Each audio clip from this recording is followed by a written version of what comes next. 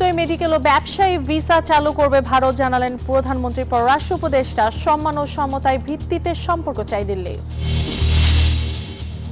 আগামী বাজেটে এনবিআর এর পক্ষ থেকে ব্যবসায়ীদের উপর কোনো চাপ নেই, জানালেন বাণিজ্য মন্ত্রী। কর হার কমানোর দাবি ব্যবসায়ীদের। অংশীজনদের সমন্বিত প্রচেষ্টা ইন্টারনেট সেবার মান উন্নয়ন সম্ভব, মন্তব্য তথ্য ও সম্প্রচার মন্ত্রীর। ব্রডব্যান্ড এক্সপো উদ্বোধন। আমন্ত্রণ ব্যবসা বাণিজ্যের অর্থনীতির সর্বশেষ খবর নিয়ে নিউজ 24 এর নিয়মিত আয়োজন পূবালী ব্যাংক পেয়েছে বিজনেস টাইমে। সাথে আছে পিঙ্কি সানোয়ার। এতক্ষণ দেখছিলেন সংবাদ শিরোনাম, এবার বিস্তারিত।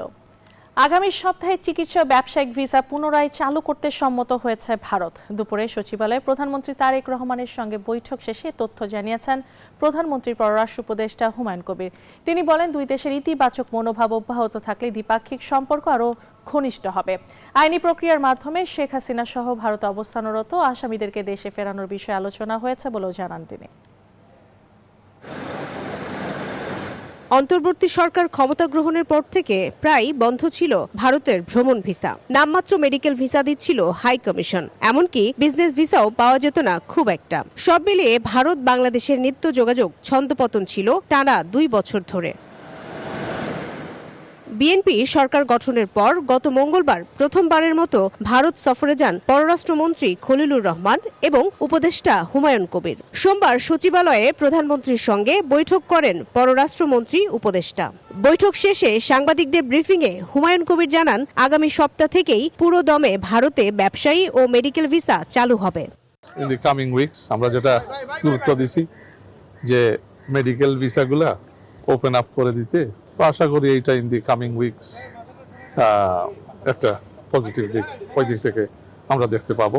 তিনি আরও জানান, আইনি প্রক্রিয়ার মাধ্যমে শেখ হাসিনা সহ ভারতে অবস্থানরত আসামিদেরকে দেশে ফেরানোর বিষয়েও সফরে আলোচনা হয়েছে। এই টেররিস্ট ওখান থেকে 1,500 মানুষ হত্যা করে পালিয়ে গেছে ভারতে, আমরা বলছি শি ইজ এ টেররিস্ট এবং তার জায়গা বাংলাদেশে আর নাই, শি ইজ ইররিলেভেন্ট। এর আগে জাতীয় সংসদে স্পিকার হাফিজউদ্দিন আহমেদ ও ডেপুটি স্পিকার ব্যারিস্টার কায়সার কামালের সাথে সৌজন্য সাক্ষাৎ করেন বাংলাদেশে নিযুক্ত ভারতীয় হাইকমিশনার প্রণয় কুমার ভার্মা। প্রণয় ভার্মা বলেন, পারস্পরিক সম্মান ও সমতার ভিত্তিতে বাংলাদেশের সাথে সম্পর্ক এগিয়ে নিতে চায় ভারত। জানান, দুই দেশের মধ্যে জ্বালানি, যোগাযোগ, সংস্কৃতি সহ যেসব খাতে কাজ করলে দুই দেশের জনগণ লাভবান হবে সেসব বিবেচনায় রেখে পারস্পরিক সম্পর্কের ভিত্তিতে কাজ করবে বাংলাদেশ ভারত।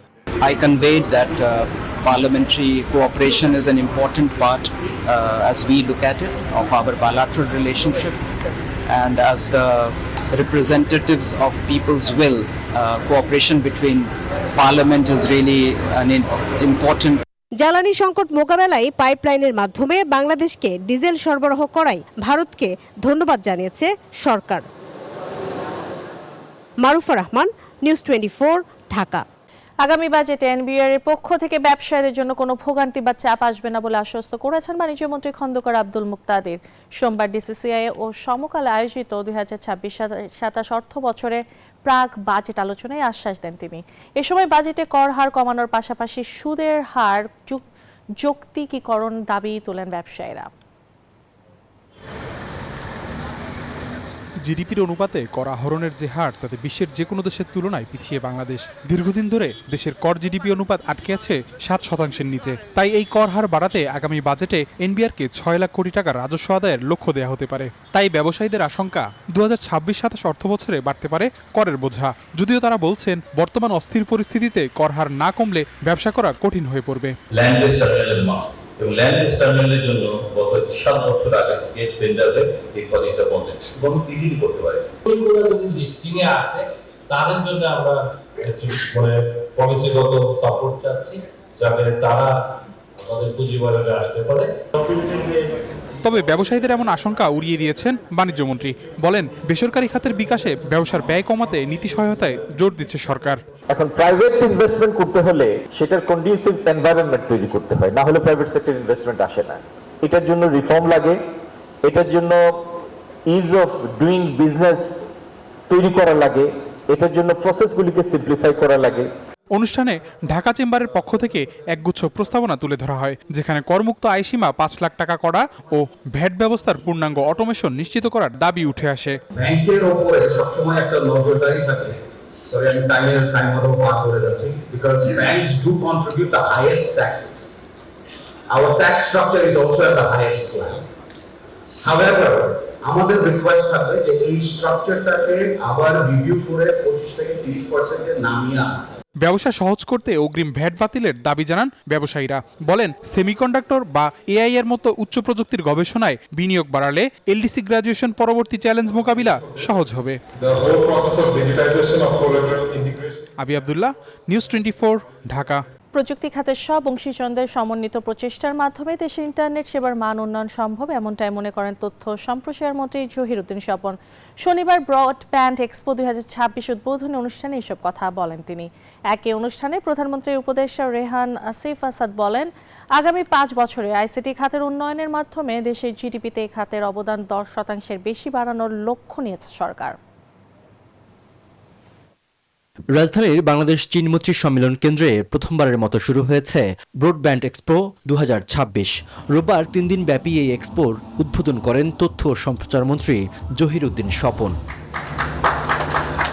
এ সময় তথ্যমন্ত্রী বলেন, বর্তমান সময়ে তথ্য প্রবাহ নিশ্চিত করার চেয়ে বড় চ্যালেঞ্জ হয়ে দাঁড়িয়েছে অপতথ্য বিভ্রান্তিকর তথ্যের বিস্তার। জানান, দেশের পিছিয়ে থাকা ডিজিটাল ইকোসিস্টেমের অবকাঠামো উন্নয়নের মাধ্যমেই ইন্টারনেট সেবার মান বৃদ্ধি করতে হবে।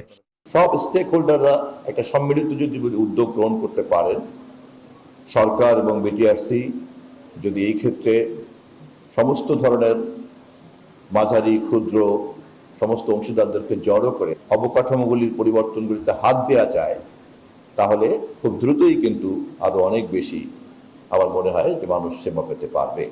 অনুষ্ঠানে প্রধানমন্ত্রীর উপদেষ্টা রেহান আসিফ আসাদ বলেন, আগামী 5 বছরে আইসিটি খাতের উন্নয়নের মাধ্যমে দেশের জিডিপিতে এই খাতের অবদান 10% বেশি বাড়ানোর লক্ষ্য সরকারের। আমাদের collective failure and collective responsibility যে আমরা আগামী 5 বছরে নট অনলি আমরা ওয়ার্ল্ডের সাবস্ক্রাইবার পয়েন্ট অফ ভিউ থেকে আমরা টপ 20 না টপ 10 এ থাকতে চাই, এবং সার্ভিস পয়েন্ট অফ ভিউ থেকে আমরা টপ 10 টপ 20 তে আসতে চাই। তিনি আরো বলেন, বর্তমানে টেলিকম খাতে করের হার সবচেয়ে বেশি, যা কমাতে উদ্যোগ নিয়েছে সরকার। বাংলাদেশে holistically Bangladesh is one of the highest telecom tax rate in the world. একদিকে আমাদের টেলিকম সেক্টরে highest tax rate 38%, this is not right.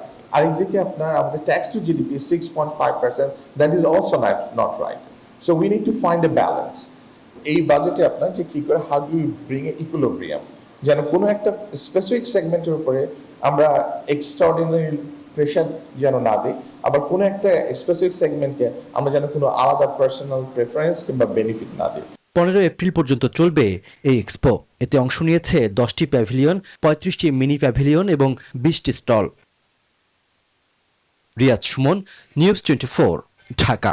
মানি মার্কেটে লেনদেন ভিত্তিক রেফারেন্স রেটের যুগে প্রবেশ করেছে বাংলাদেশ ব্যাংক। আগামী 15 এপ্রিল থেকে এর কার্যক্রম শুরু হবে।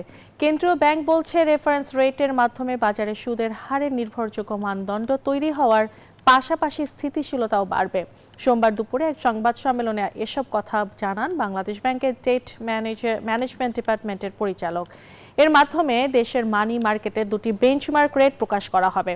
একটি রিস্ক ফ্রি মানি মার্কেট হিসেবে বাংলাদেশ ওভারনাইট ফাইন্যান্সিং রেট এবং unsecured money market reference rate হিসেবে Dhaka overnight money market rate. বাজারে বাস্তব পরিস্থিতি যথাযথভাবে প্রতিফলিত করার লক্ষ্যে প্রকৃত আন্তঃব্যাংকিং লেনদেন সংক্রান্ত তথ্যের ভিত্তিতে এই রেটগুলো নির্ধারণ করা হবে। Dhaka overnight money market rate, এটা unsecured money market reference rate, অর্থাৎ আমরা যে কল মানি রেট, কল মানিতে যে ট্রানজ্যাকশনগুলো হচ্ছে সেই কল মানি রেটের ট্রানজ্যাকশনগুলোর ভিত্তিতে এটা ওই সমস্ত ডাটার ক্ষেত্রে মার্কেটে যে ডাটাগুলো আছে সেই ডাটার ক্ষেত্রে এটা আমরা স্বয়ংক্রিয়ভাবে এটা তৈরি হবে। শেষ করছি পূবালী ব্যাংক প্লাসে বিজনেস টাইম।